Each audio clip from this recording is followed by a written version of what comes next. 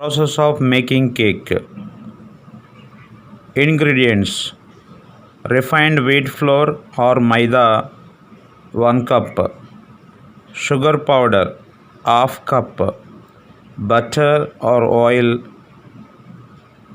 quarter cup, vanilla essence quarter teaspoon, baking soda quarter teaspoon, baking powder half teaspoon, milk half cup, eggs 2. Procedure: at first we take a bowl, add sugar powder, eggs and oil mixed well up to make smooth paste. Next, sieve the flour, baking powder and baking soda mixed well. Then add milk to that ingredients and whisk without any lumps.